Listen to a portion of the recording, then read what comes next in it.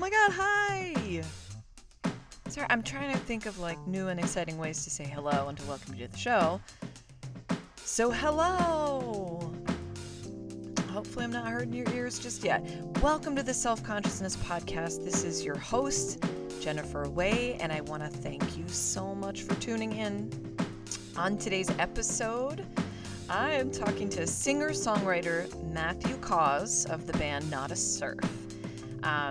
I've known Matthew for many years, and I was so excited to connect with him and catch up, to share how we've been adulting, and exchange thoughts on all kinds of interesting subjects, as well as book recommendations and podcast recommendations. And it's so much fun. I'm really excited for you guys to hear this episode.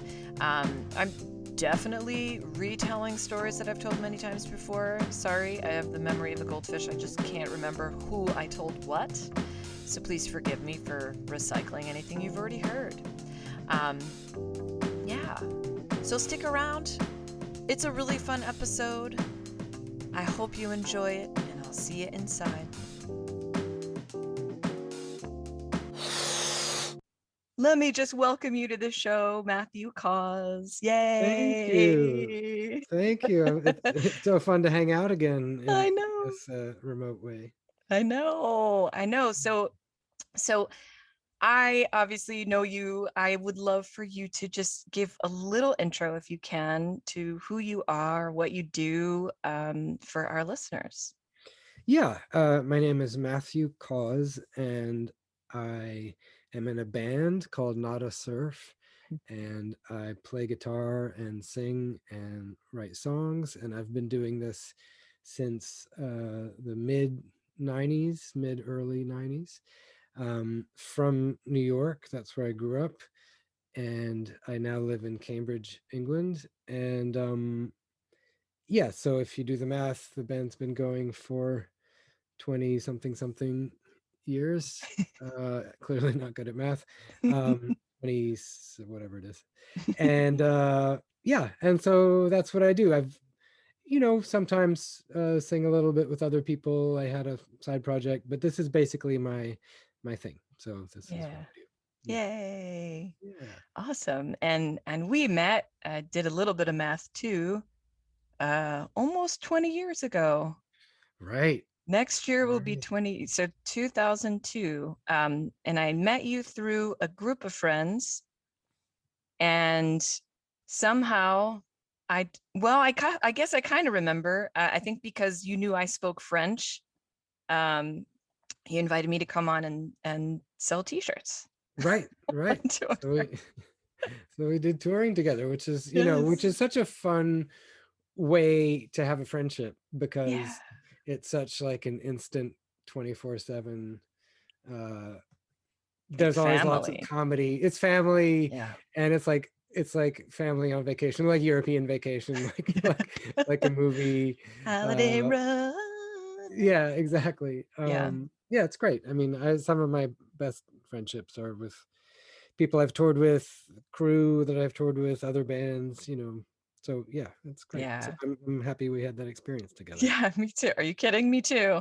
To be able to go on tour and not have to be the band or do Right. anything, like it was the least responsibility and like the most fun I could take advantage of. And I don't know if I ever thanked you, but Oh, I just want to thank you for probably one of the most thrilling experiences of my life. I'm so um glad. Yeah. yeah, it's always it's my cool story. Hey kids, want to hear a Right. cool story? Mommy Right. used to Right. be, and they're like, we don't really care. They're like, call Right. us when you're touring with BTS, and then Right. we'll care Right. about.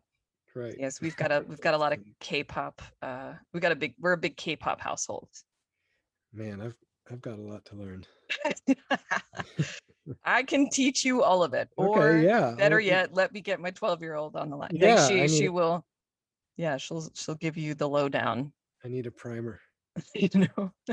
Yeah, if you're a fan of BTS, there's like a whole language. You are part of the army, the BTS Mm. army.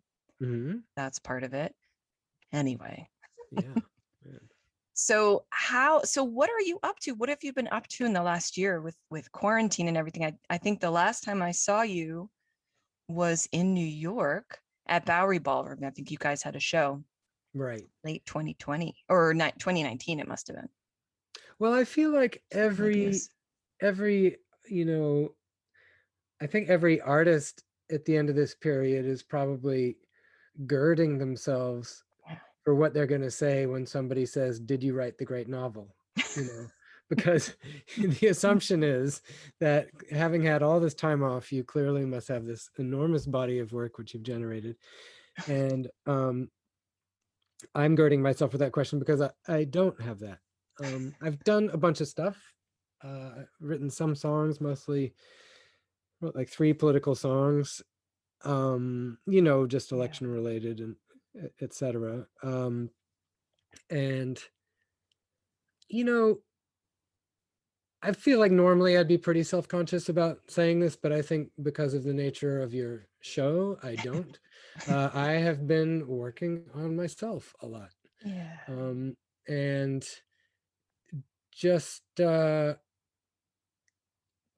it's almost like trying to get to where I'm supposed to be in terms of health, mental health, um, habits, workflow, etc. Yeah. So, like let's see, I have a meditation practice now that I'm totally regular with.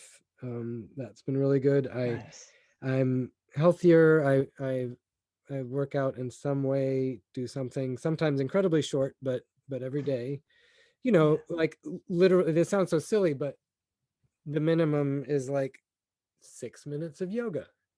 Now Yeah. that's nothing, but it helps me sleep, even just that little Yeah. bit. But I've gone running at night a lot, which Mm. has been great. Yeah. Great for health, great for sleep, and great also as a side benefit because it's allowed me to kind of reconnect with music a little bit. I feel like being an adult, uh, adulting, as the memes would say, Yeah. as the funny Yeah. cartoons would say. I think adulting, when you're way into it, like I am at 53, Yeah. there's just kind of a lot of stuff which I should be able to work through very fast, but I'm not a great student. I'm not a fantastic worker. So even a moderate amount of admin can kind of like fill up my time and also put me on edge a little bit. So I find that if during the day I give myself the time to go for a run, if I put on music, I'll tend to put on ambient music or really hard rock or hip hop. Ooh. So either things that are rhythmically very strong or no rhythm at all, and that just sort of that great space in between of folk music and rock music or classical or whatever.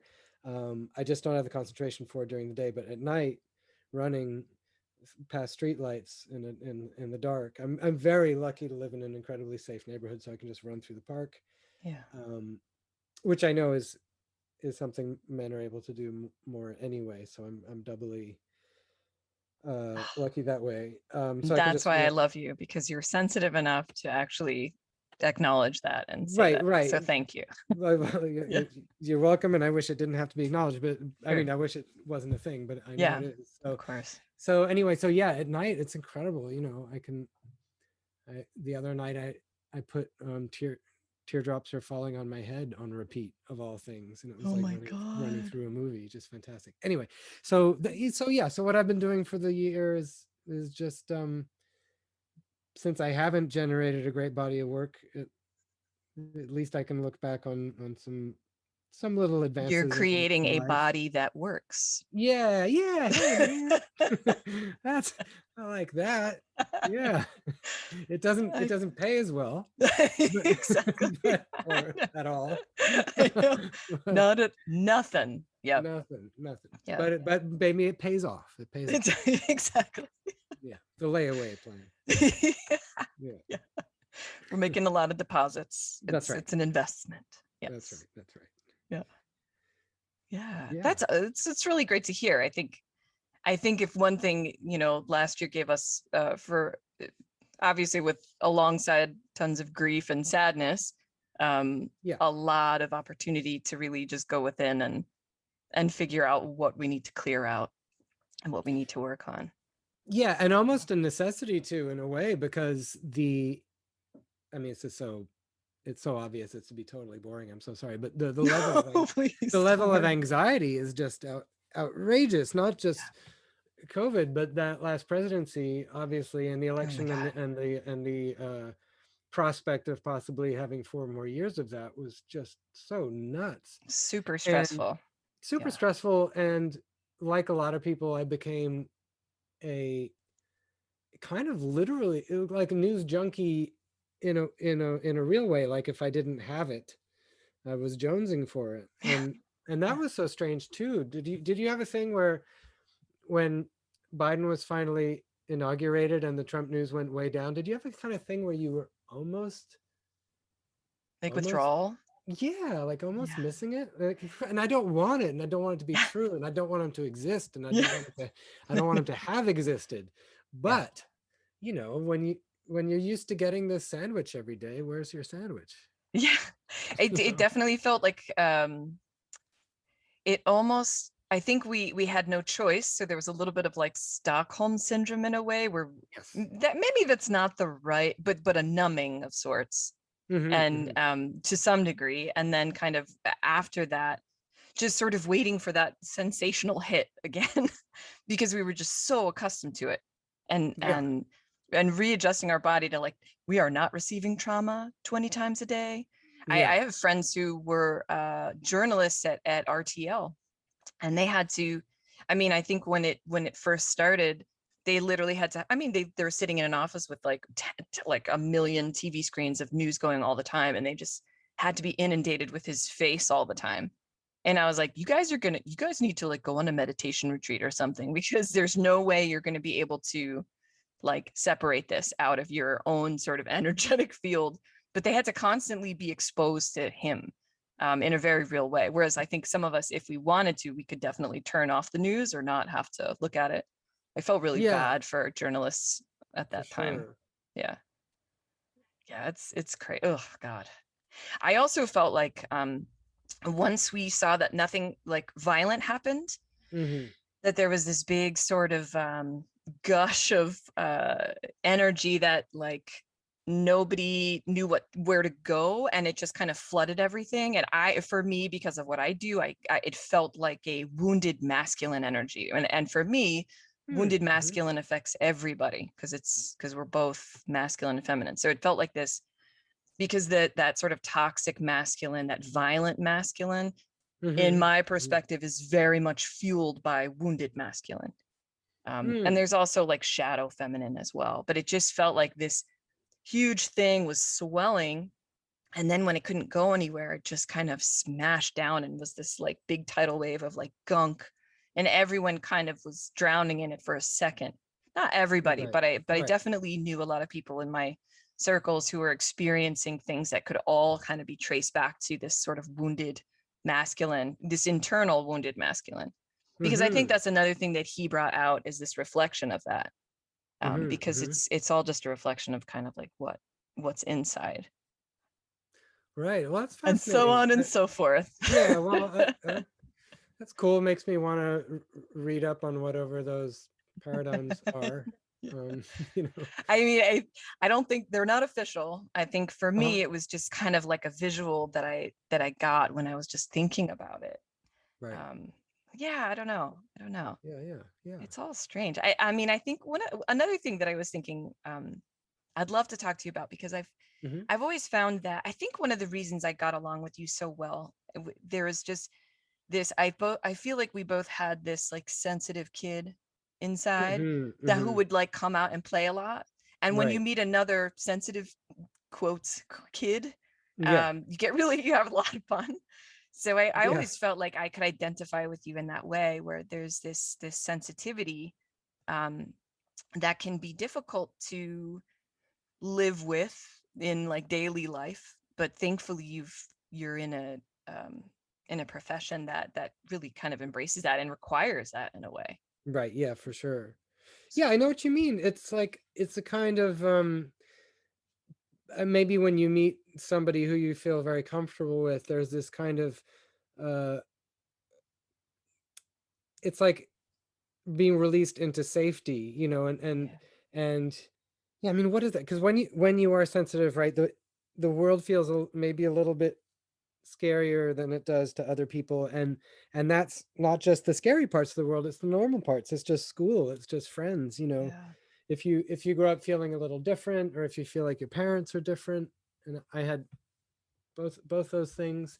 Not to ramble on, but yeah, and No, then it's when you okay. meet somebody This and is a feel like, rambling show. Have you met me? yeah, oh So good, oh so good, don't worry.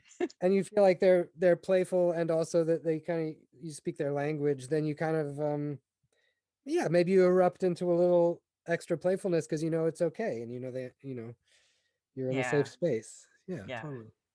Yeah. I mean, I think for a long time it took me a long time to understand my own sensitivity. I think I always knew I was sensitive because I remember overhearing my mother tell another kid's mom, she's just sensitive. And I Right. think it's because we had gotten into some kind of a fight and I was crying like uncontrollably, I guess. And it's funny because I was thinking about that a little like last week actually. And I realized like, God, I just wish that my mom had kind of taken me aside and been like, hey, you're sensitive. This is what it means. This is Mm-hmm. how you can, not be ashamed of it, because there was this sort of unspoken implication that she was a little embarrassed by me. Of course, I could have Right. been too Right. sensitive because I got that a lot too, but it just didn't feel like I was being addressed about my Right. sensitivity. It was just kind of like, oh, everyone in the outside world whose opinion really matters, this is what's Right. going on, as opposed to like, can you just sit me down? And it was a great realization that I realized that I was really sad. Now I'm rambling. Really No, sad good. and angry that she never sort of took me aside and was like, it's okay to feel this way, just giving me the space to feel this way or to be that way. Because I didn't know any different. I was a little kid. And it was a great realization. And I guess that anger I was able to process it. But the cool thing was being able to kind of go to my son a couple of nights later. Mm-hmm. And, if he's like too scared to go to bed, I'm, kind of like, you're sensitive and basically giving Yeah. him the speech that I wish my mom had given me. Yeah, for sure. For sure. Uh, And don't you think also that um I'm feeling this as a second time parent now, yeah, second time, and it was my second son yeah. is a toddler, and that so many of the things that that can be challenging uh in a child are superpowers later in life, Yeah. and that it's a hard job, but I feel like your job is to protect Hmm. those things and help them manage them so that they don't lose them, so they don't suppress them, so that they can, you, if Yeah. your kid's really argumentative, well, later maybe that's a leadership skill. Yeah. And if they're sensitive, then maybe that's an artistic bent, for Yeah. sure. Yeah. Yeah, I had a thing where I would cry right away if I was mad. Mm. So if I got in any kind of fight, and thankfully there weren't many, but if I got in a fight with another kid, whether physical or not, usually not, but just like a screaming match with another kid, I would just start crying right away because I didn't like the way anger felt. Mm. Um, and then there was a little bit of anger at home too, and that scared me too. So I think that was one thing in adulthood, is in my young adulthood, I was kind of fearful of people's tempers. Um, Yeah. and definitely fearful of my own. I mean, that's the worst. I don't have much of one, but when I do, when it does flare up, I get just so upset Yeah. because I don't like the heat of it. I Oh don't like, wow. I don't want to hold it. Yeah. Um, don't know why I'm telling you that. I don't know. That's okay. The sensitivities, yeah, Yeah, sort of opened it yeah. up for you. I mean, that's really interesting. Mm, Um, yeah, like I never thought about it that way. I mean, yeah, I definitely grew up with a lot of anger at home as well. I see kind of and I would cry also. right, yeah. I think also because I just didn't have the wherewithal to really understand what was going on. I was just, all I knew is, I think for me, I was hurt. Yeah. And I didn't know, I think getting angry got me punished. So I was Right. able to kind of, if I felt like I wasn't, I think I would always just get frustrated because I was, whatever I was expressing didn't seem to be getting through to people. Hmm. But it was also like 70s and 80s. So I don't think people really were connecting back then. I was telling someone, you remember that song by Melissa Manchester, Don't Cry Out Loud? Oh yeah. Like, this is what we were Yeah. taught, right? Just Right. keep it inside. All the Right. like, and so Right. there's like, Right. there was no registering of feelings. There was no like acknowledgement of feelings. And I Yeah. think for me, like as a little kid, I ended up kind of doing this like switcheroo where I would take on blame, um, to sort of soften any potential blame from the person I was dealing with. So just Hmm. to like avoid any kind of anger from them or blame from them, and so I would automatically do that, and I felt like I was keeping myself distanced from that, like I was really just kind of disassociating, doing that to Yeah. sort of protect myself. But I think over the years of doing that and getting into the habit of doing that, I really took it on responsibility for everything. Yeah, Yeah. it's weird, it's I'm just very slippery familiar, slope. and that's hard because it's a lot to hold, and I'm really familiar with that because in hearing you say that, it's um yeah, just resonating with me that I'm a big time compulsive conflict resolver, and Mm, um and I'm not sorry. Like I guess I've done it a lot, and I'll be the apologizer even when I don't think I'm wrong, but I'll just do it mm. anyway, just to diffuse the whole thing. I wonder Um, if you have Libra in your chart. no, I don't know. I wish I should ask Emily, my wife downstairs, because Does she she's know? Is she she like knows a? that stuff. Yeah, Oh, awesome. Yeah. I totally don't. I think I'm a Leo. I think I'm a double, whatever Oh, that means. that's so Um, funny. Yeah. but yeah, but Good. in a way, I don't even know why I'm saying that because I'm not sorry about it. I'm glad to be a conflict resolver, and there are definitely times when, like, you know if I'd had more pride, I wouldn't have apologized even if I was wrong. But screw it, it's like Yeah. I'd rather things be quiet. Yeah. I just want everything to be Just calm. want everyone to get along. Yes, please. Yeah. Yeah. And it's just so funny because it just makes me think of like being on the bus with you guys, Hmm. and just kind of and it's funny because I never had brothers. I didn't really grow up with a lot of men around. And I Hmm. feel like what I learned on that trip was how to be a mom. Uh-huh. That was like the first. That was like the first. Right. And I remember one of the guys from Interpol I was talking to like months later, Uh-huh. and or Carlos D. I think I was talking to him Uh-huh. at Luna Lounge, Uh-huh. and he was like, "Ah, yes, the merch girl comfort," and I was like, "What?" I was like, Right. "That's a thing," and then I was like, "Oh, okay, yeah, that makes sense." But it was definitely like this feeling of like helping take care of everybody in like another kind of a capacity, and but also understanding that there was definitely a lot of feelings coming up on the Yeah, bus, for um sure. a lot of like consoling, a lot of, yeah, Yeah. but it's also, it's impossible to avoid that kind of a dynamic. And I was just so impressed with how you guys over the years of touring together for so long, how you'd each gotten into your really like a great sort of rhythm with like what you need to do during the day. Like I remember for a long Yeah. time Daniel and I would just kind of like get wasted at like 1 o'clock in the afternoon, or like go Right. find tanning beds. Right. Uh-huh. Uh-huh. Because it was like we were up in the UK, I think, and it was like before we were going to go back down to Spain, and he was going to go to Spain for the break, and he wanted to build his tan. So Uh-huh. I just kind of came with him, and we did that for like a Right. week straight, Right. probably I mean, shaving 20 years off of our life expectancy. God, day drinking is a really athletic pursuit, and I don't think I've, I don't I mean, think I was like I've got the 26. muscles. I know I Yeah, could I don't never think do that now. I can't do it. It's just I do remember not gonna Giles saying to me at one point, like, Jennifer, you don't have to do all the drugs that people give you. happen. That's good advice. That's great advice.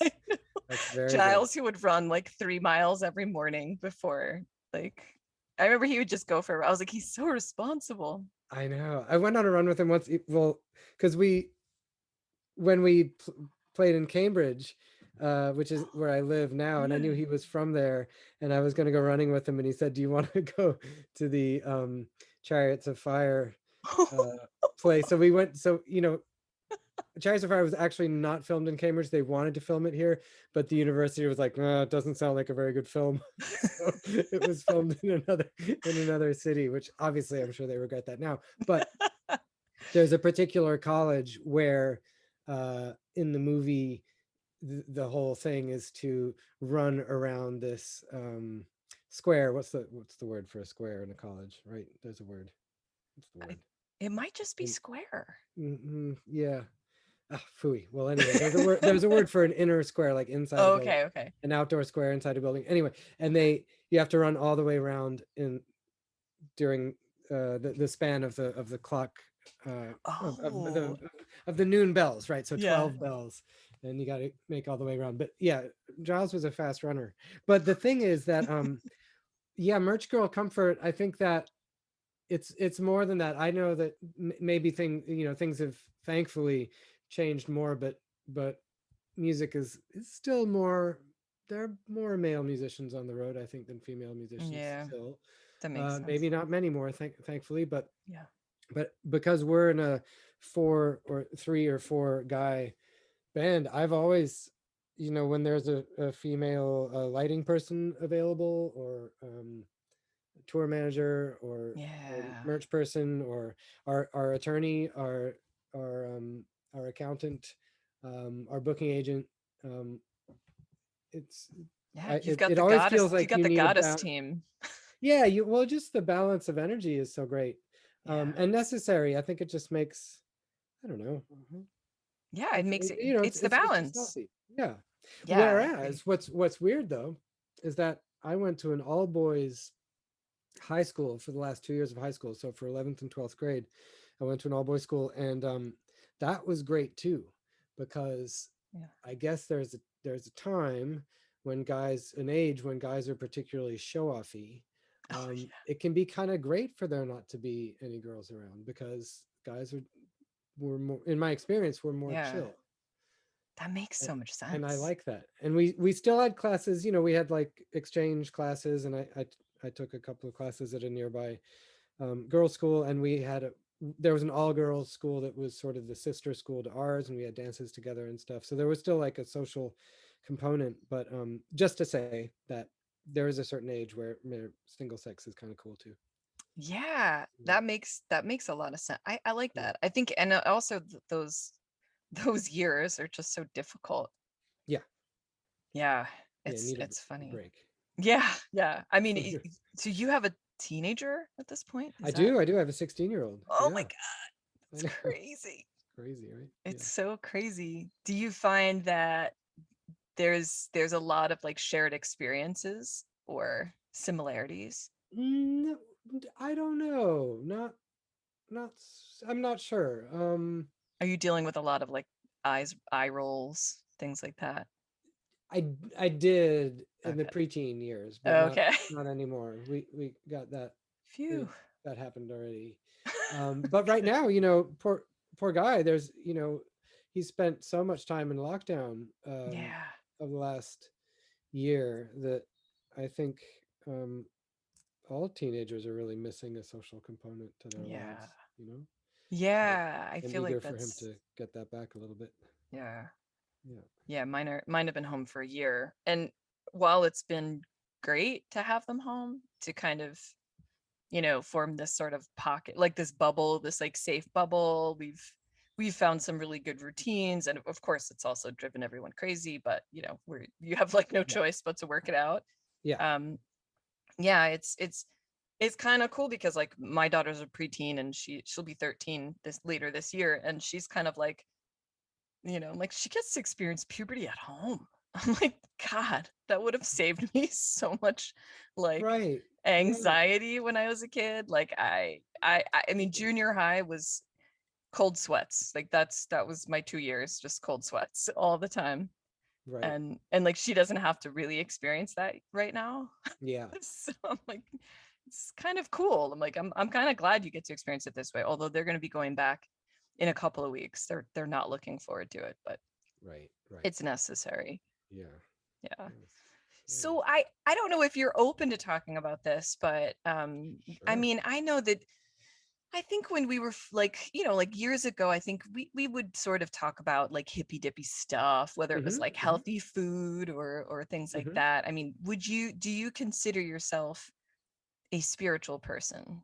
Or, and this is not any kind of judgment, there's no wrong answer, or if you don't, it's not a Right. bad thing. Yeah. Well, I mean, I've never really thought to define it, and I'm very curious and kind of excited to have whatever conversation we're having or are going to have, because it'd be neat to take my own temperature about where Mm. I stand with all that, because um, you know, I yeah, I guess I believe in some kind of human and animal magic. Mm. Um, Gosh, I mean, I don't know where to start. I Rather love than have that's me just perfect. ramble and say like, It's okay, I know. I don't believe in a singular, I don't believe in a singular God. I don't really believe Yeah. in any, but I think, you know, our our best impulses are maybe what God is. Yeah. Um, there's a great guy called Yosha Bach. Bach, like the composer's name, and Yosha, and he's an AI specialist, and he um, has a little interview online with a guy called Lex Friedman, and the Oh title yeah. is He's something big on like, Clubhouse, Lex yes, Friedman. Yeah. right, exactly, and Yosha Bach is on Clubhouse a lot too, and the talk is called something like happiness is Artificial a, consciousness and the nature of reality. yes, maybe that's split into four parts, and Okay. the fourth part I think is called happiness is a warm cookie. Ooh. Happiness is a cookie that you bake for yourself, something like that. And at the end of it, he gives a definition of God that I identified, that struck a chord with me in a way that no other take on it has. And it was something like, um, our impulse to look for good in a stranger, or to have something, or to do something good for a stranger, or believe something good about a stranger, and or just want to get along in general, that's God. Oh, That's it. yeah. And I'm like, well, yeah, I don't know what else it is, because Yeah. that sounds about right. So okay, so spiritual That's person. beautiful. Yeah. Yeah, man, it's I it's love it. it's definitely worth checking out. um so I don't know, maybe we can just talk and you can tell Yeah. me if I am, because I guess I don't Let me know. tell Right. you what spirituality actually is. Yeah. No, I'm just kidding. Okay. I'm ready. Because I am an expert. No, I'm just kidding. Yeah. I mean, I didn't really consider. I guess I was always kind of saying that phrase like I'm not religious, but I consider myself spiritual. Yes. And I Yes. didn't quite understand what that meant, and I wasn't necessarily reading a ton or paying attention to kind of what other people were saying at the time. But I think for me, around I guess around 2015, I was just kind of like I knew I needed to do my own thing, and sort of office work was not the end all be all for my life in terms of Hmm. like Hmm. passion, like work that engages me and that I'm passionate about. So I think just out of curiosity, I was like, I'm kind of curious about this thing that I've heard about called channeling. Hmm. I sort of let myself just look it up and just go do like a deep dive into kind of everything I could find about it. And really the impetus, the sort of motivation behind it was just that I knew that, one day like my loved ones will not be here.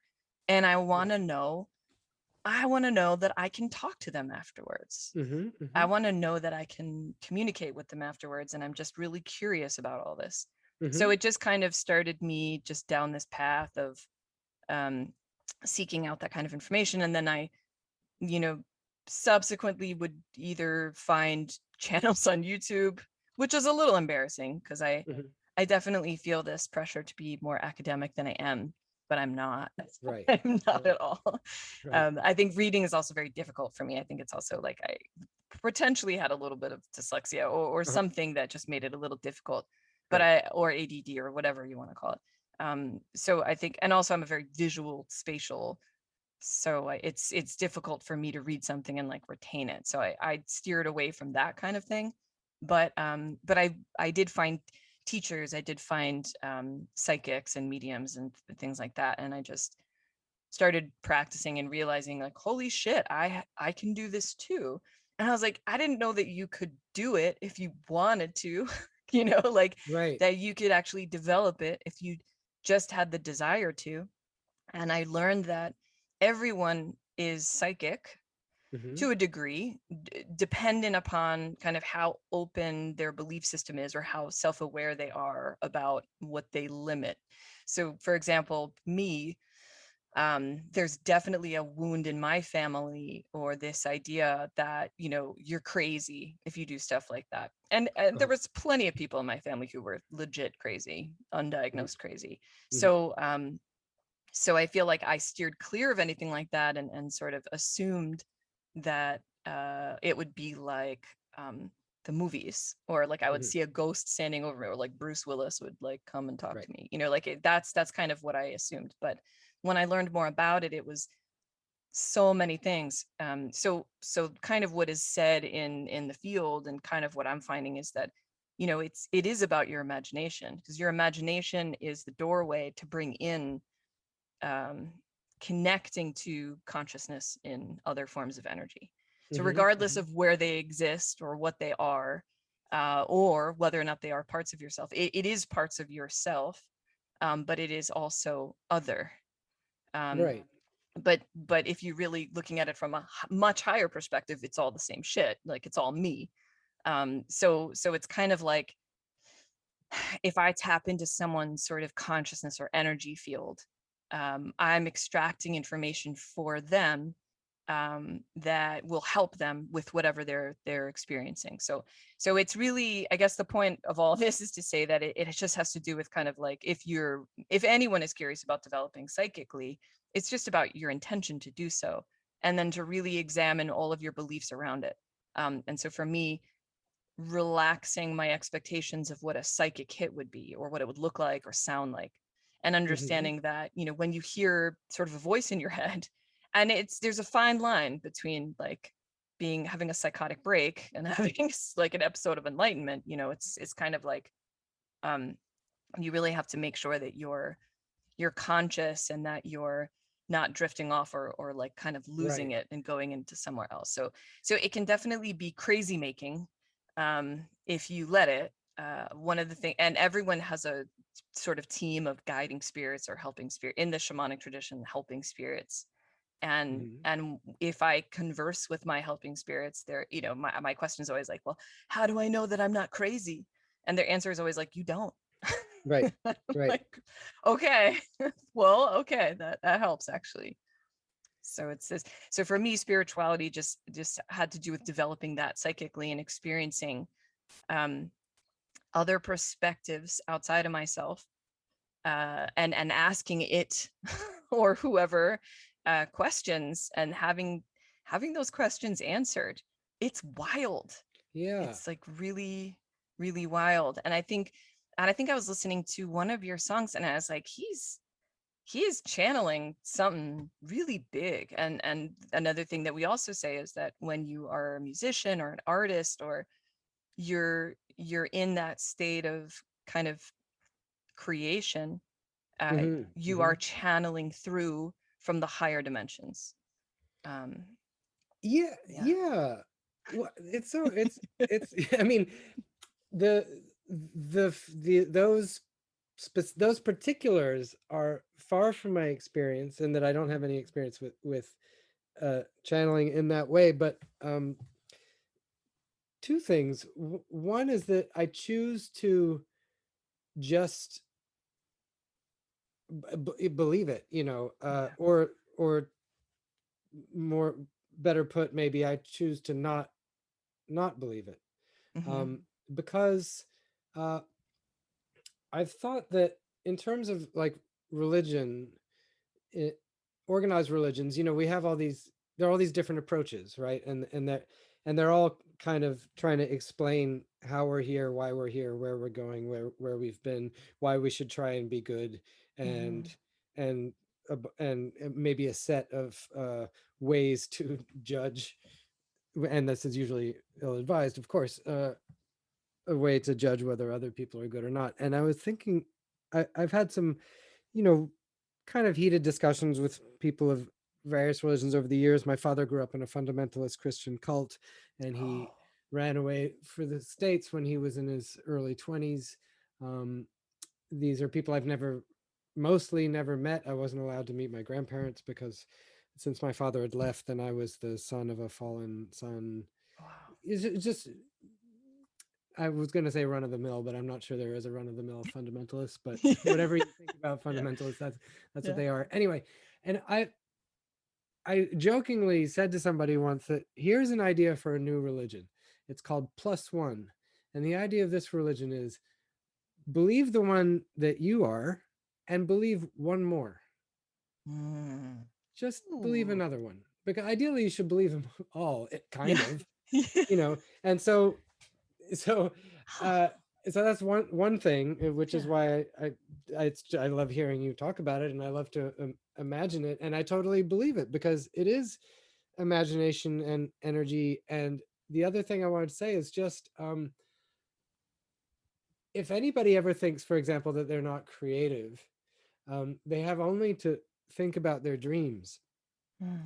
because their dreams are all, we write them ourselves, Yeah. and we art direct them, and Yeah. we cast them, and we Yeah. shoot them, and we edit them, and we score them, Yeah. and Well, we act yeah. all the parts. Yeah. It's all in there. And And some people would argue that your waking life is the same thing. It's a play that you work that you put together. some people would, yes. Yeah, what do you think? I mean, no, I mean, I completely agree about the dream. I know the dreams. It's like you came up with a dream, like Yeah, you're yeah, obviously capable of uh yeah. going further than, what's under the surface or what's appears to Yeah, be, you know, yeah. there's a publishing, in song publishing, there's this weird wrinkle to it, which is that every song is 200%.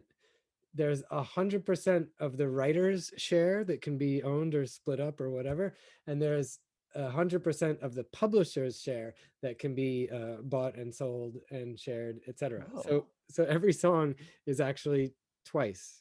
It's 200%, and I think that's the world too. Like, we're 100% in a Yeah. physical world, and we're 100% in a yeah, just mental Yeah. space and dreams and impressions and feelings, and impossible knowledge, just Yeah. knowing, Holy shit. Yeah. and channeling things, Yeah. and art just arriving in your mind, Do and you ever listen to Duncan Trussell? no, I'm writing that down right now. I don't know what that Okay. is. Um, Duncan, is of that a course now person? I'm gonna forget, and someone is listening now and screaming it. Um, but he has an animated, and I think it's Midnight Express. No. Uh-huh, uh-huh. Uh it's the Duncan Trussell Family Hour. The Midnight Midnight Uh-huh. Express. The Midnight Gospel Oh, great. is basically an animated version of his podcast and I think Hmm. it's on Netflix. I don't know if you can get it in the UK, but I'll look, really I'll find it. interesting. There's a lot of people talking about that kind of stuff. Yeah, Um, so interesting. yeah. Yeah, I Eh, love that concept of it really is both. I think one of the other concepts that we talk about a lot in my field is kind of like you can also be, you can be both. We have such a polarity in our world, such a like light and shadow, such a good and bad, which are mhm. all obviously constructs. Like these aren't Yeah, real. These are things that the good and bad, at least. Light and shadow is for real, but good and bad is stuff that we've for sure. made. We've made it up, Yeah, um yeah, but that, this sort of polarity and kind of finding a way to kind of get those ends to meet is really that sort of like the golden mean, or like the balance, not the golden mhm, mean, I don't mhm. even know, schools stuff. um Yeah, but one of the other big things that we talk about in this field is integration. So integrating both the light and the shadow and just kind of holding both realities at the same time. So for example, Yeah. my favorite one is always like, I am a really, really great mother. Hmm. And I am also a really bad mother. But at the Yes. same time, so Yes. try to make space for both of this because they're both true at different Yeah. And points.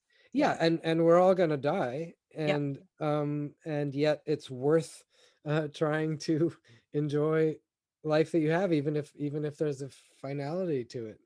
You know, Exactly. I've described this so many times, but I love it, and that is that I at South by Southwest one year, Bruce Springsteen was the keynote speaker, and he said something like, "Tonight, when you go out on stage, talking to all the bands in the room, Yeah. um, remember you're the greatest thing since blah blah blah, and you're the best songwriter in your town, and blah blah blah, and believe in yourself, and also you suck."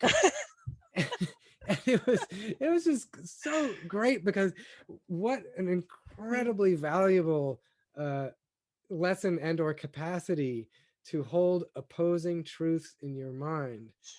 And you need to do that, to Beautifully not put. feel crazy, and you Yeah. need it also to connect with other people, and you need it also to connect across the aisle, which is something that I have Oh not yeah. found a way to do. But over the last couple of years, I keep on having these dreams of I don't know, setting up some kind of platform or something that would be about civility, and about you know talking to people even whose opinions you abhor, but Yeah. talk to them about the movies or sports or something else, because we always you know to sort of massage the humanity between us. Mhm. I think we need to be actively doing this all the time, and to just, even if Yeah. someone's terrible, and it's not that you have to hold their ideas in your mind and subscribe to them, Yeah.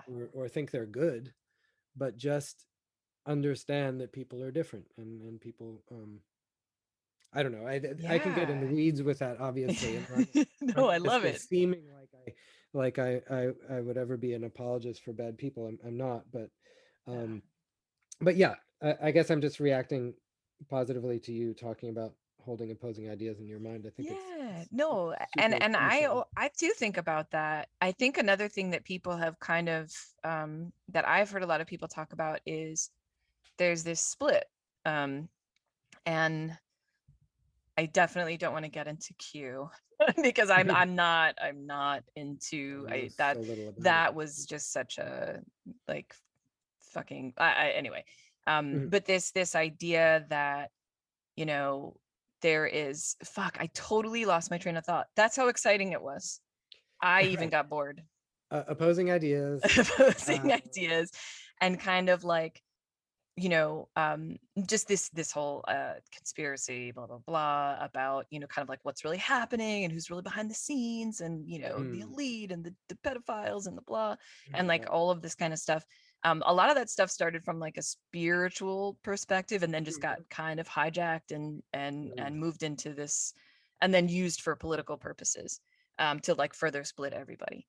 And I feel like that split is something that in this spiritual community we have kind of, that has been like, people have been talking about that for a couple of years, that there's, and they get a little specific. I don't even think we need to get specific because it's, we mhm. talk about other and other dimensions, higher dimensions, fourth and fifth dimensions, and they're all basically right here. So Yes. kind of like what you were saying, like there's, you know, it's like it's all here at the same time basically.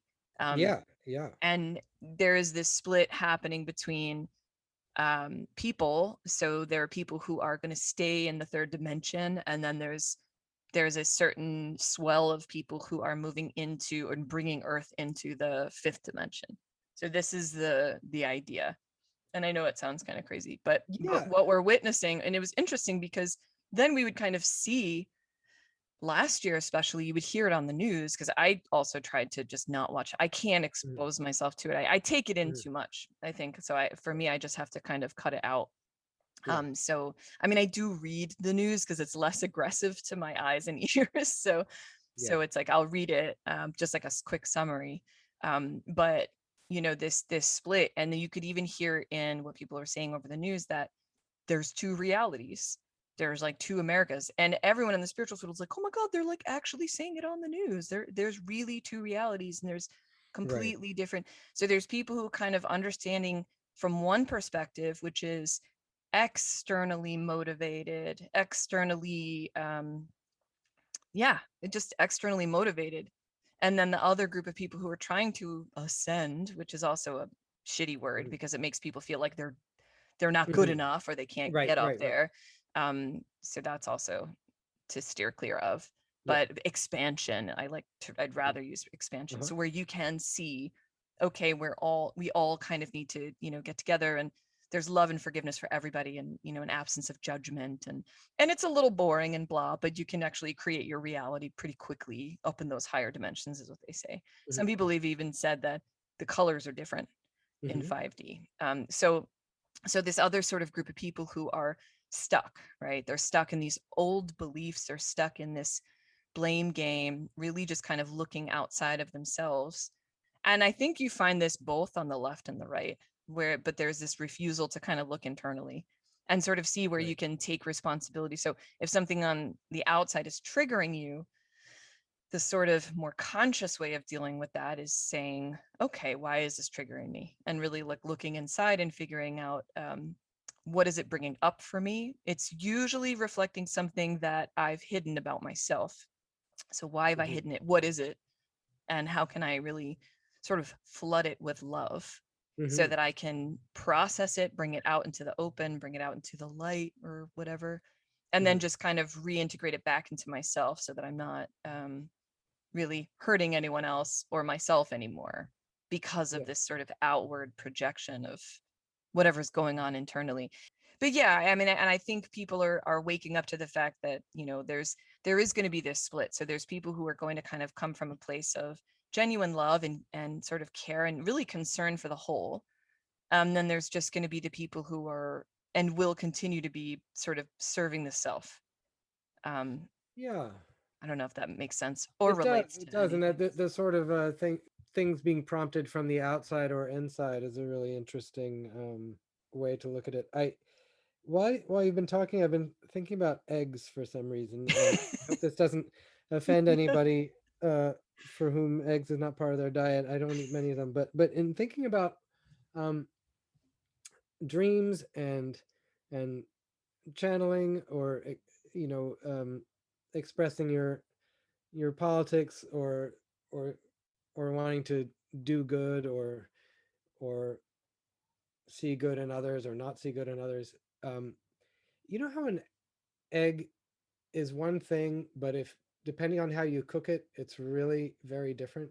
Yeah. That a hard-boiled egg, a scrambled egg, a fried egg, a Yeah. poached egg, they're wildly different, Yeah. and they're really the same. They really Yeah. are, Oh my and God. Yeah. we could use a little bit more of recognizing in others uh, The egg factor. the egg factor. Yeah, exactly. That it's just these are just different ways Yeah. of uh, of what um, well Expressing or, expressing and also yeah. like maybe our motivations maybe we don't have so many. I mean that right we want to feel that people who have passed away are still close to us. Yeah. We want to protect what we have in this physical world. Yeah. We are afraid of other people and want to be protected from them. And we love some people and want to be able to love them. I'm going to stop there because I'll just be, I don't mean to be BSing my way around, No, which I you're kind of am, not. but you know what, maybe you I know know what I what you mean. I do know what you mean. Yeah. Yeah. Um, my, my father passed away last year and I'm I, so sorry, Matthew. thank you.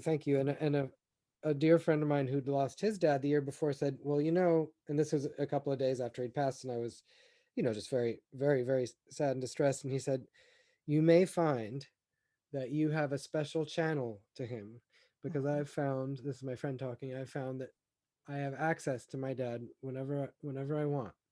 He's Mhm. always there, and it's like a TV, it's like a radio station or a TV Yeah. channel, a new one that's open all the time. And I found that I have that, and I don't, Yeah. it's not, it doesn't feel mystical. It's not, it doesn't feel like a channel in that sense, but he's always close, Hmm. because everything he's ever said to me, that I can remember is in a little, Yep. a little folder of Yeah. my Yep. And the hard supercomputer. hard drive, Yep. my psychic hard drive, my mental hard drive. Yeah. He's there. um and if he wasn't there, if I didn't have that, I'm sure I would be trying to find another way, Yeah. and I'd be ready to try anything, because Yeah. I'd so badly want it. I want to just talk a little bit about what you said about the sort of mystical experience. I think I had been expecting it to be that way as well, but what Hmm. it ends up being is just something very familiar. Yes. Um, it's because it's the way that your inner voice works, and when you talk to them, it's confused. I think for me, when my mom first passed, I had already started this stuff, but I wasn't expecting this was unexpected as well. So 2 years ago, and afterwards, I was in her house and like cleaning it out, Hmm. and I heard her the whole time in my ear, and I was like, I'm going crazy, so Right. you need to stop. Right. And when I said that, I stopped hearing her. So Yeah. that was my only indication that it was somewhat real, but how it was kind of described to me later was that she so it was almost like I saw this image of kind of like someone reaching into someone's throat, going down into their heart with their hand, Hmm. and having like a hand shaped hole, like spot in that area, and that like cavern, Yeah. that fits that person. So my mom was kind of showing me like, you have a me shaped hole that I can plug into Yeah. at kind of any Yeah. time. So so it is me because it's everything that I've heard from her, but Yeah. it's also the connection that we had in life, which is a very important connection that activates it. Um, you know, yeah, Yeah, yeah, totally. And also, and I know there are a lot of people in the world who would like to have children and can't for whatever reason. yeah, So in saying this, I want to acknowledge that, but the fact is that because you are a mother, right, it's like it gives you this further insight into your own mother, yeah, and you in a way have become her a little bit, yeah, and so that probably helps you access her, the spirit that is her in you, formed of all your memories. yeah. Yeah. Absolutely, Yeah. absolutely. It's funny though because it was like it was very specific when I was going through her house. She Uh-huh. was like, Yeah. I had to open a drawer. She's like, give that to Charlotte. Oh, well, that's Like, very useful. Gosh, I could use some it's specific great. I instructions like that know. every day. It's weird though because it's like I actually stopped doing psychic work for months after she Uh-huh. passed because I was like, this is fake. I'm making it up. I was Uh-huh. like, I'm like, I've actually lost it. So Because it's I too easy. yeah, I felt like I was, but Right. there was so many instances where I was like, okay, if this is real, like crying my eyes. I'm like, if this Right. is real, please show me a sign. Like I'm gonna look out the window and I need to see something. And Right. like us, like literally at that moment, a squirrel came up to the like little sort of patio door and just like looked up at me, froze, just looked up at me. And I was Right. like, okay, but maybe another sign to like make sure that That's very because it's funny. like there's no way to prove it, you know. That's very funny. You just have to risk sounding like a crazy person. But there was also a time, like I always tell people this story. It's like I was in her house and I was cleaning it out, and I was like moving a lot of furniture, so the floor was kind of dirty, and I just, in the thoughts that I had during the day, I was like, oh, I got to go to Target and like get some slippers because my socks are all filthy from walking around this house.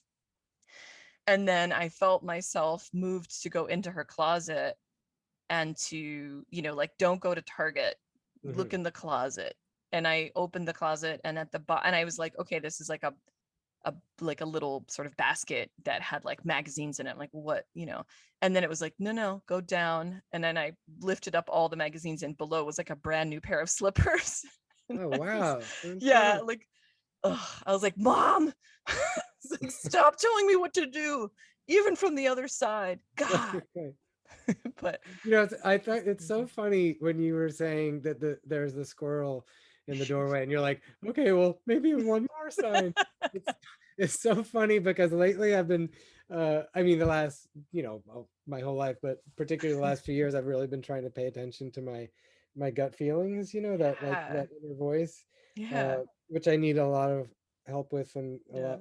I I'll I help need to you. somehow Don't make it worry. louder because I need to listen Yeah. to it more because it tends to be right so much. But but Yeah. there is this funny thing where, like, this is really silly and superficial, but like last night I'm reading a book, and I just read about this thing called revenge procrastination, which was a Huffington Post article where it's about how at night, you're staying up even later because it's revenge for the fact that your day was taken up by other things, and so now this is your It's revenge time. on yourself, right? Yes, yes, Yep. but Yep. and it's only going to cost you, right? Because you'll My be the one who's God. tired tomorrow. Yeah.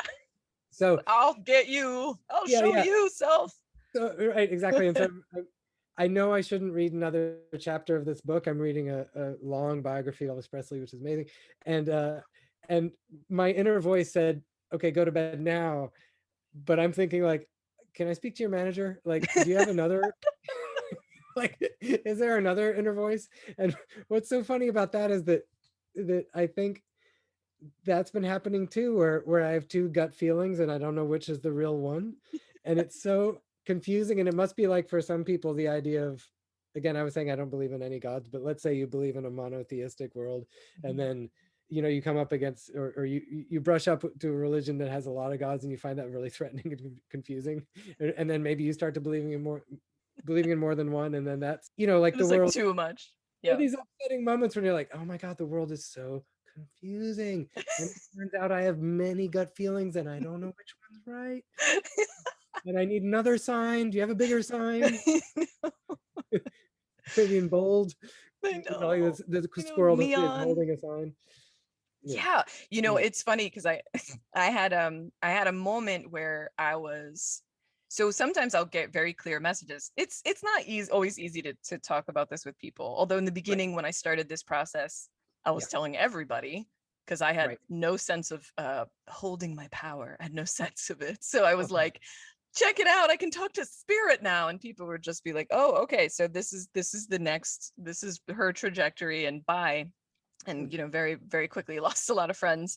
But it Right. was, but like as it developed and it just got more sure, it's to this day, even if I am sort of talking with my guiding spirits or my own guidance or whatever you want to Hmm. call it, my intuition, there's just there, I'm still always doubting, even though I'll do sessions for people, Yeah. like I'll tell them these, I'll get like a random picture or a random thing, and I'm like, I've learned at this point I just have to write it down and tell them. It will make sense to them. Whether or not it makes sense to me, it doesn't matter. Hmm. So then I tell them, and they're always like 9 times out of 10, they're like, "Oh my God, you don't Right. even." Right. So there's always something, and I'm like, okay, I've done it enough that I can trust it. But so there was a time where I had been seeing a lot of images of cows, and for some reason every time I looked on Facebook there was an image of a cow. And I'm very drawn to Egyptian mythology and gods and goddesses, and I had been sort of playing with this idea of like Hathor, and Hathor comes in the form of a cow. Hmm. So does Isis sometimes, or Ostet, or like a lot of the Egyptian goddesses come in the form of a cow. Hmm. It's symbolic, and or they'll have the horns. So I had been, and I realized all of a sudden that all these images of cows, it was coming together, that this message of like Hathor, and really like work with Hathor is what she symbolizes is a lot of like love and laughter and joy and music. Hmm. So music has kind of come up for me also, even though I'm like, oh, I'm not a musician, I can't Hmm. sing or whatever. But it's actually a big part of a spiritual practice for people. For me, it's becoming. And so that it was kind of this message, like, start working with Hathor, that kind of thing. And so I was like, and then I was like, God, you guides. I was like, Hey, you guys. hey, you guides. I was like, what? I was like, like, oh, so like you're get like, don't get my attention through Facebook. Like, don't try to give me like messages through Uh-huh. Facebook. And they like so quickly shot back, how else are we gonna get in touch with you? Uh-huh. Basically like an instant, oh, because I'm always like scrolling.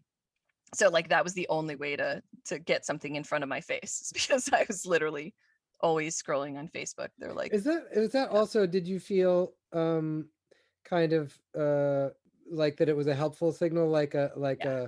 like you were being protected in that they're telling you that you shouldn't be doing that so much? Yeah. I mean, so they'll never say that you shouldn't be. They'll never come in like a punitive voice. Any punitive Mhm, voice is most likely not your higher guidance or your mhm, intuition. The voice from your guidance, whether it's internal or your guides that you're connected to, is always very loving, very sort of even keeled, quiet, respectful, but it's also very funny. So it's funny in like, it can be a teasy way, but it's always a lovingly teasy way.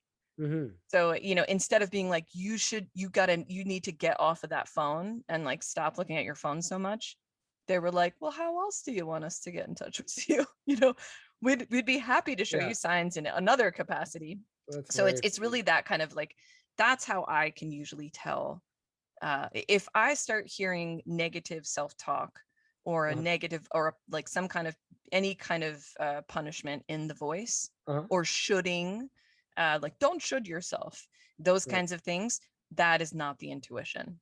That's Sure. most Yeah, yeah. likely going to Totally. be either, a voice kind of coming from my wounded ego, or it could be some kind of connection I have to some kind of darker, Yeah. stickier sort of form, or whatever you want to call it, without going too Th- deep into scary There's stuff. this great there's Yeah. this great there's a Quincy Jones documentary, and he one of the things he says as a producer is really great is that he'll never, if he's working with an artist and they have a bunch of songs and there are a couple that he Quincy Jones doesn't like so much, Hmm. he won't put the songs down or talk about them or tell this artist that they shouldn't record those songs. He'll just keep focusing on the other ones. Hmm. And I love that. It, Yeah. it's so great. What a great way to like lead with positivity and lead with energy, with good Yeah. energy. It's like Um, if you have nothing nice to say, don't say anything at all. yeah. And Yeah.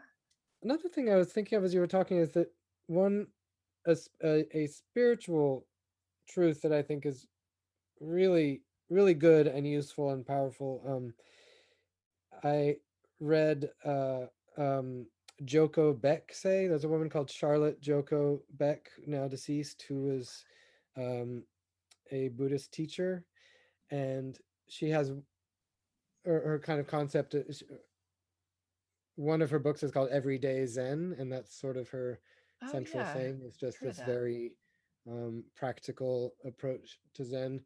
And one thing she says, which maybe it's a more widespread notion, but uh, I hadn't read it anywhere else, is that every moment is the teacher. And I guess I was just in wondering whether the cows were kind of teaching you about your habits now, and I understand that that the guides wouldn't speak negatively. I get that now, Yeah. but I love that I it's been really useful to me in my own life that every time I have now any kind of a problem or a conflict or an interpersonal problem or anything, I try to come back to that this is the teacher. Yeah. I will be able to learn something from this. I will be able to handle it, hopefully more gracefully, if I think of it as an opportunity. That whole the teachable moment thing, Yeah. and it's really good. It's really, I It's really really good. wish more people would understand that. Yeah. One of the things my teacher, I have a teacher that I'm working with right now, and one of the things she always says is, it's not, life is not happening to you, it's happening for you. Yeah, yeah, yeah. I love that. Yeah.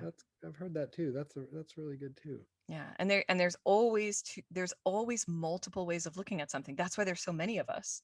Yes. It's like I heard Right. someone, so another person who is my one of my total favorites is Jessa Reed, and she has a podcast called Awakening OD, Awakening Uh-huh. Orientation Department. Hmm. Um, and she described it as this sort of like disco ball with tons of mirrors. Like none of those mirrors are going to kind of like cross one another. I've always seen this as like, we are like rays of the sun. Hmm. The rays of the sun don't cross each other. So Yeah. there's a spot for each of us. Some of us are down here, some of us are over on the other side. But it's all the extension of one main thing. but all these different perspectives are so incredibly important. We wouldn't have all of them if they Yeah. weren't valid. Yeah. But everything in our society just works so hard at forcing people into a state of dependency on information or that assignment of value outside of themselves, just so they can, it's a parasitic relationship with capitalist patriarchy, blah, blah, blah, blah. Anyway, Right. I don't need to go Right. Right. into all that. Right. But yeah, but people are actually sovereign if they choose to be, and nothing really has to affect them unless they agree. And nothing really can affect you or take Right. away your freedom, especially within, unless you offer it up. But we don't always know that we're offering it up. I think that's Right. that's always like a difficult distinction. But It's a I yeah, lovely notion to think of there being room for everybody. yeah, And I know that when kids, for example, um, if another member of the family comes, like another child, or another marriage, there's always this fear that love will be divided, mm, that your portion will be taken away, and yeah, the fact that love multiplies and does not divide, yeah, um, seems yeah, so valuable. And gosh, that's a valuable notion now for the factions, whoever they are, who feel threatened. Like, yeah, if there are straight people who feel threatened by trans people being more accepted, if or anti-immigration white America who's yeah, worried that their identity is going to be taken, and that they're, and absolutely. it's like there's room for everything and everybody, and nobody is coming to take your identity. Nobody is coming to take anyone's identity I know away, no ever. one can take it away. Ever. I mean, Exactly. maybe they Exactly. could take your like usernames and passwords. Meh. Right.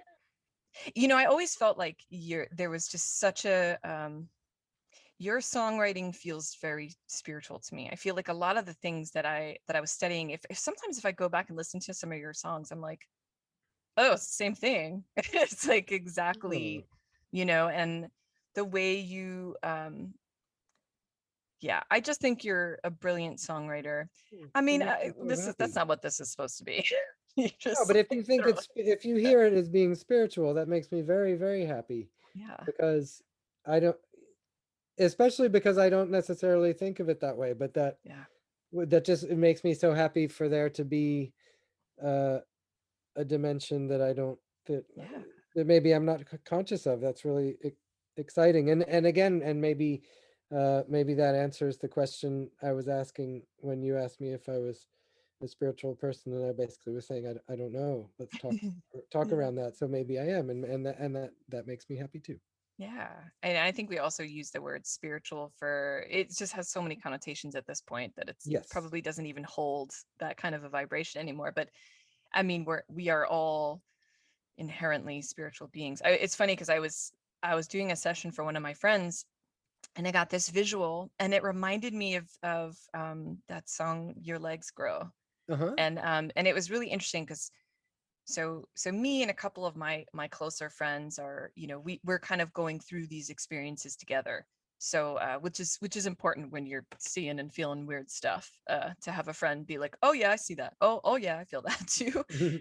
So that's always very helpful. But so one of the things I was kind of describing to her is because we are definitely in and around communities with people who aren't necessarily open to this kind of thing, or they're not experiencing it to the level that we're experiencing it. Again, it's not a race, not to say that anyone is better or anything, but it's difficult to connect with people sometimes. So Yeah. I was kind of saying it's almost like I see you as this giant, right? And you're just like really tall. And I was thinking of the song, like Your Legs Grow, like Yeah. Yeah. you're really tall, and there's like a layer of clouds, and your head and your shoulders are kind of just above the clouds, and Hmm. you can see that there's sun, and you kind of then crouching back down under the clouds like that, like, you guys, there's sun, don't worry. And Right. then you're like going back Right. up, and then but Yeah. you're experiencing, and then you see other people kind of popping their heads up too, and you're like, oh, this is so much better. Like, let's stay up here. But you can't, because your feet are on the ground, and you really do have to kind of go back down under and help bring other people up. Yeah. Although that's also another thing that people kind of argue about. It's like you really can't force anyone into an awakening unless they want to or they're Yes, ready to. So that's I'm true. like, A, if they want to, and two, if they're ready for Yeah. it. Yeah. And Um, tertiary. just just making sure you guys are listening. So it's like never want to impose awakening on people if they're not Yeah. aware. And I think that's also when you start kind of experiencing this stuff, you just want to share it with everybody and let them. It's so Right. much like you can actually make stuff happen, like you really quickly, and you just have to kind of get through your own shit. But a lot of people aren't ready for that, and they're not Mhm. ready to really deal with their own shit. And I think that's another reason why quarantine was so difficult for so many people, is because they were literally forced. They were in, they were only in their energy. So Yeah. Yeah. extroverts were definitely had an issue, you know, Yeah. like, but The level of anxiety and financial trouble and health trouble um, made us forced us to deal with our stuff, but thank goodness we were also given the time to, yeah, and that's also why it's been so valuable, I think, for a lot of people. It's just the quiet yeah, has been really good. And I've had this kind of COVID guilt, in that it's such a hard time, and so it makes me feel funny and so weird and self-conscious to mention some positives about the period. So yeah. I just have to say that No, out loud so it, nobody yeah. thinks I'm a callous freak. But This but year but was yeah, awesome. the Yeah, time no, and I space hear you. I really, hear you. really Like comes we have to be sensitive to what everyone else is experiencing for as sure. well. Um, but yeah, it's I think for everybody it was just such a I think I felt for a couple of years leading up to it. I felt like it's come, we were about to hit a wall. Yeah. Um, I think we all kind of knew. Even if you go back and listen to anything kind of recorded prior to 2020, there's a Hmm. lot of people like, we gotta, we're gonna crash if we don't. Yeah, And that was the crash. It was like, boom, okay. for sure. Now how do we kind of like go back and rebuild this, and Hmm. we make it better this time, Yeah. hopefully. Yeah. But I want to make sure that I remember to plug for anyone listening in Jersey City. Nada Surf is going to be playing at White Eagle Hall in November. This is so exciting. Oh yeah. Yeah, Yeah, so I'm you guys are going to excited. be here in our town. I know, I So really hope exciting. it happens. These are dates that have been Yeah, moved once or twice. I've totally lost track. We've been um pushing these tours into the future yeah, as the present has been uncooperative. yeah. But yeah, I fingers crossed that'll happen. Please come, and Yes, we look for, I mean, I'm sure everyone everywhere is looking forward to finding celebratory moments of their choosing. Um, yes, and if you choose to have that one with us, we would be thrilled. yeah, Yeah, yes. Well, I'm definitely going to get a crew together awesome. to Good, come. good, good.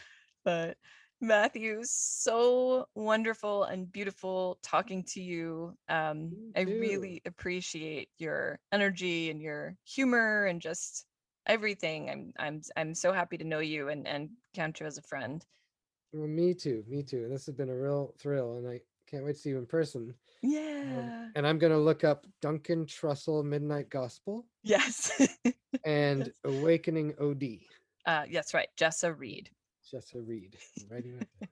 Yeah, The old brain doesn't hold things. That's I why know. they're so great. Pen If and paper. if you don't write the idea down in the woods, did it Right. really happen? Did it really happen? Can Fall. anyone hear you clap? Yes. Yes, I'm not sure. exactly.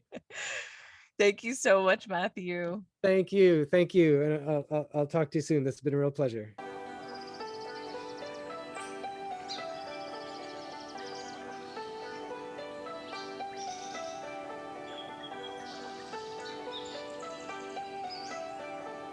Nice to be in orbit. Hey, everybody. Thank you so much for listening to the end. That was a long one. Good job. You're amazing. Um, thank you so much. I really hope that you enjoyed the conversation. As always, it's me catching up with friends I haven't spoken to in many years. That's kind of what the show seems to become many times. Not sure where I was going with many of my thoughts. Not sure I had many cohesive points, but you should know that by now. Anyway, you can find Matthew's band Not a Surf on notasurf.com or on Instagram at notasurf_official. I'll include all this stuff in the show notes as well. You can find Matthew Caws on Instagram at Matthew Caws. The group is planning to tour this November to 2021, so check out their website for the cities. And of course, plugging the show in my town, Jersey City, on November 19th at White Eagle Hall, so mark your calendars. I'll be there. Hope to see you there too. You should really go to a Not a Surf show. They're freaking amazing, and that's not only because I've seen like a gajillion of them.